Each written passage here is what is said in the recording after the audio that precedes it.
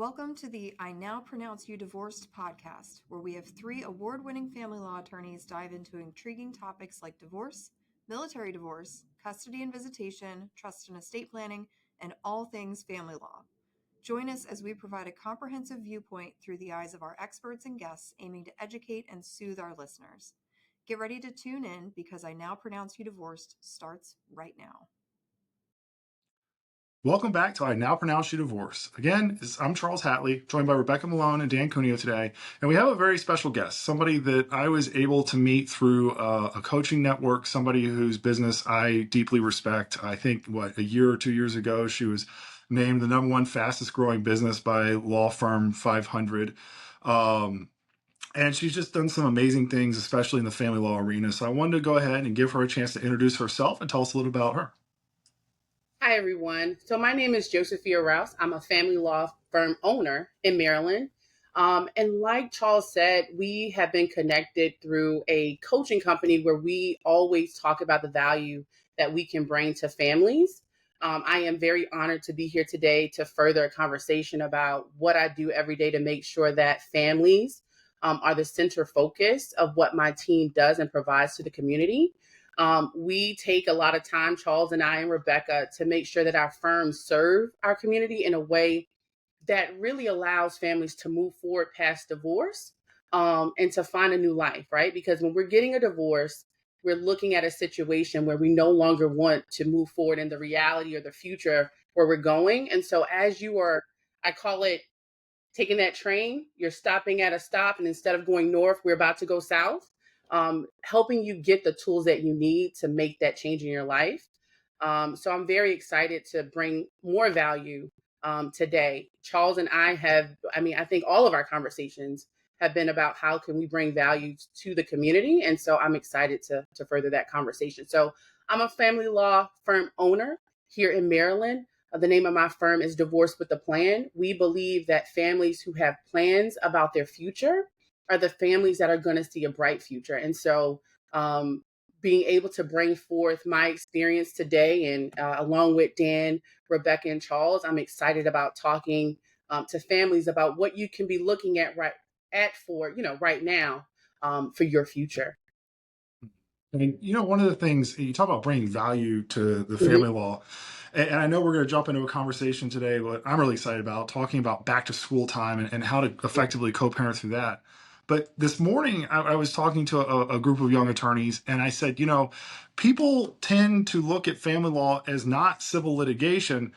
And I don't know why, because what we're doing is we're dividing a business that's worth $1 million here, $1.5 million relationship.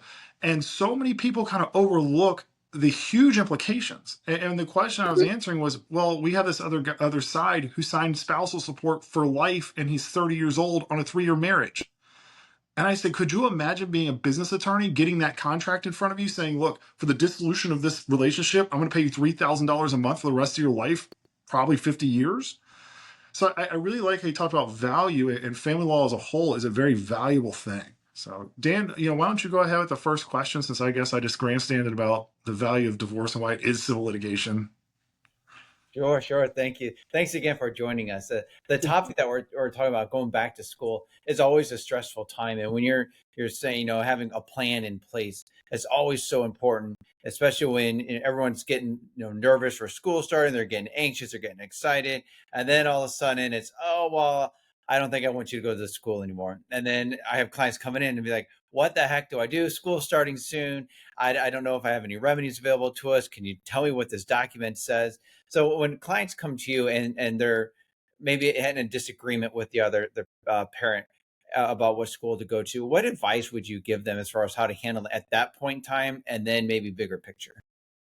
So the first piece of advice is that I understand all of the reasons why you may believe that your spouse or your ex is doing what they're doing, right? They don't want to pay child support. They don't want to allow you to have time with the kids. We understand that. But what you need to be focused on is, what is the court going to see? And what the court is going to see is, where is this child going to thrive at, right? In Maryland, there is a very hard overcome, is a very hard test to overcome to take away a child from what's been the status quo. But that doesn't mean it can't happen. So what you want to look at is, how is this child going to thrive in the school, in their other parents' district versus your district? And so what I tell clients to look at is, look at your work schedule. Look at the extracurricular schedule of your children. Look at the work schedule of the other parent. How many times has that parent done pick up and drop off? You need to look at your individual situation and then look in the eyes of that child. What is my day-to-day life going to be at mom's house? What is my day-to-day life going to be at dad's house? And, Charles, I have to bring it back to civil litigation, because what it brings forth to me is bringing out the emotions, right? Like, oh, the court may make a decision based on how they feel about either parent. No, the court's going to say, what is the details? What was the work schedule? What's the extracurricular schedule? What are the medical needs, mental health needs of this child? And they're going to go through that analytical decision, just like you would a business, right?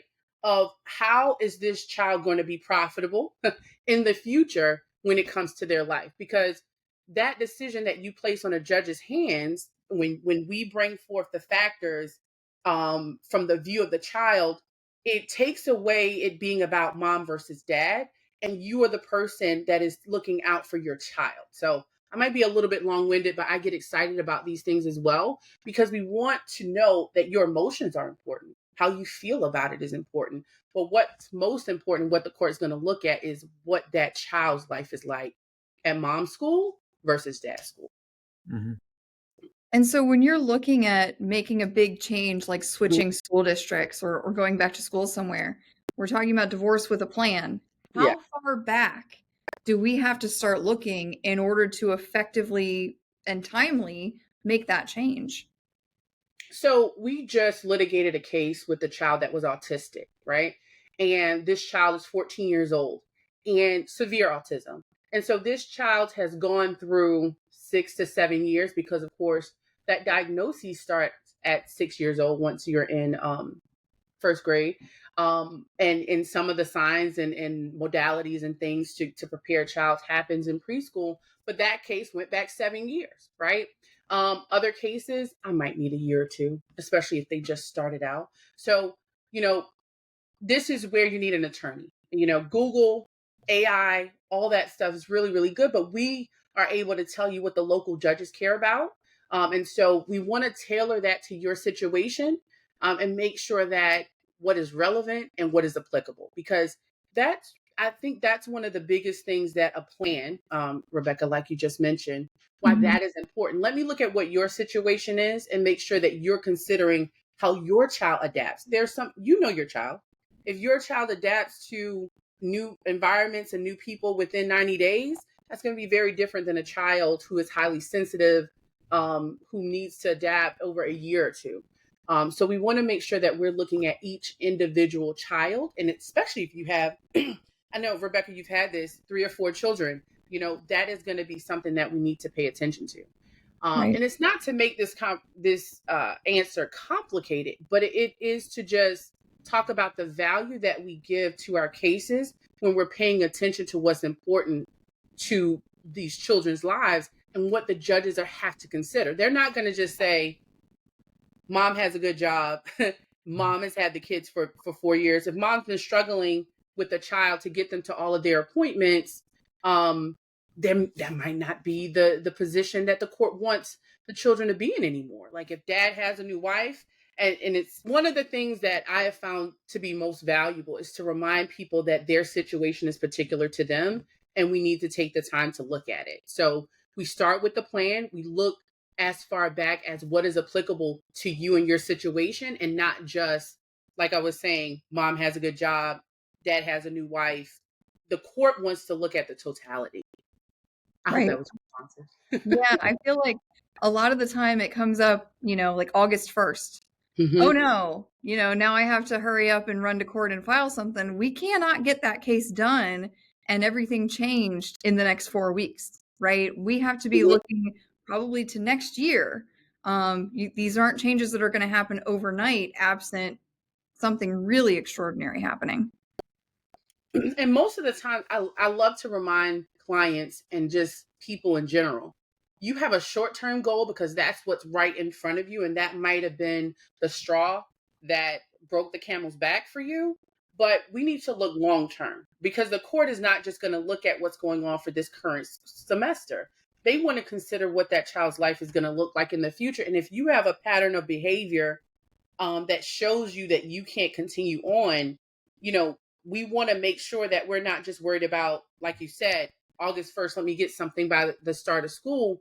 What about the rest of this child's school life, right? Through college. And so I don't rush things, and one of the things that happens is when you have an experienced professional working on your case and creating a plan for you, we are going to look at where your child is now and where you want your child to be all the way through high school. So yeah, we have a lot of people coming in August 1st wanting things to happen like that. But when you're making this investment of not only money, but your time, right? Because litigation is going to take, I don't know, you guys can tell me where you're at. Up here is going to be 5 to 9 months at least to get a court. Yeah. Ours are definitely usually around a year. Yeah. More or less. Yeah. So that investment of not only money, but time, you need to be looking at how do you want your life to look like after this divorce is over. Not because of all the challenges that have lasted throughout the relationship before. Right. Yeah. I was glad you brought up your case with the severely special needs child. I had a case like that. I represented the father, who was an ex-special Navy SEAL, actually. And it appeared that the mom who stayed at home was the primary caregiver of the child. And we had to fight like crazy to show that even though he worked, he was actually the primary caretaker of the child. He was the one that went to school every day. He was the one that made sure that the child, because he was severe but nonverbal, so he had violent outbursts because of frustration. But it turned out when we dug into it, he was the one doing everything. And so we had to make a plan on how to, I don't want to call it bias, because I think anybody who would have appeared as the stay-at-home parent would have been the default person. But for him, the court was definitely leaning in mom's favor until we had to parade teachers in like, nope, we've never seen mom. Nope, we've never seen mom. And even the GAL, the guardian ad litem, was in mom's favor. So when you're talking to clients like that, where you're like, man, we've got a lot of work to do. How do you break it down to them honestly, but also explain to them that this work's going to cost money, man, and you have to be prepared to invest in your child's future through this fight? I think it goes back to the problem that's right in front of you versus what the court is going to consider in the next time you're going to be before that court. So you have issues and problems where you said, hey, I just can't keep going the way I'm going, right? That's how much you know. As a professional, I know a little bit more because of my experience with your type of case, right? And so when we're looking at the problem I'm sorry, that got me off a little bit. Can you remind me? That you're fighting against like a perceived bias. Like one parent would be obviously the stay-at-home parent, and that's what we were fighting. Like even though she didn't work, she wasn't really the parent, and she didn't want to admit that, but fortunately the other 3 children were willing to admit it. So that was good. So one of the things that I want to remind people of is that it is so important to rely on professionals to give you a viewpoint of all of your options, right? And so when you are looking at wanting to resolve what's right in front of you, like Charles said, right? You may want to say, I just want this bias or this person to see exactly. So those are 2 questions. I'm so sorry, Charles. I'm going to answer the one that I want to answer, which is when we have individuals come in, like Rebecca said, and they have this issue that's from August 1st, but we have long-standing issues that are going to last a long period of time. We always want to remind our clients that we are the professionals. We've seen over and over what can fix the issue that's right in front of your face versus what can fix the issue that is long-term. And when we think about the cost of litigation, I want to make sure that whatever the resolution I'm bringing to you, I can help you with that decision-making process of, should I look just at this short-term issue, or do I need to make long-term decisions about what's going to happen over the minority of my child, right? Until that child is turned 18. And when we are dealing with a situation where you may come in and you're like, hey, this is just the one quick issue. I just want to deal with the semester and that's it. That's not what the court is going to want to deal with, right? So your concerns are not the concerns that have to be resolved, right? I need to resolve the judge's concerns. That is the key point here. And you don't want to go in a court where a judge is like, okay, where all these issues are happening, you just want to change that only takes care of these short-term issues, like where the school is, or where a minor child pickup and drop off is. But the issue at hand really goes into the medical needs of that child, really goes into the mental health needs of that child. And in reality, if everything you're saying is true, we need to be talking about supervised visitation. We need to be talking about anger management classes or Alcohol Anonymous classes or more extended services. It's going to fall deaf to the judge's ear. And one of my favorite sayings as an attorney when we talk amongst each other is, I'm not going to embarrass myself for you. I'm going into this courtroom. We're going to be the individuals that bring a sound, relevant case to the judge so that I am respected and you are respected too, right? When we go into court, I'm not going to be embarrassed. I go back to my mama. You're not going to embarrass me and I'm not going to embarrass you. So that is something that you may not understand as a client, but I'm very firm on it. I don't know how you guys feel over there, but we're not going to be an embarrassment in any way, shape, or form. We know what the court wants and what the judges want. And when you come to us, you need to trust us to make sure that happens. And so if that can't happen and you can't do it, then we're going to have to curtail, or we're going to have to craft a plan that's just for your situation, that doesn't take away your ability. Because again, once you file a modification, you have by law 6 months, reality 1 year to 2 years before you can bring that case back to the court's eyes. That's how it is in Maryland. Josephia, I want to thank you for taking the time to join us today. We're going to go next week for part 2, and we're going to talk more about, going back to school. And like you're been talking about the realities of time. And next week, I know I cut Dan off for a question because of a time thing, so I'll let Dan start. So thank you very much, and we look forward to hearing from you next week. Thank you for joining us this week on I Now Pronounce You Divorced. Please join us next week for part 2. Thank you for tuning into our podcast. If you found this episode helpful and you want more informational content, please be sure to subscribe and join us on all major social media platforms, including YouTube. Stay connected for more exciting updates and tips.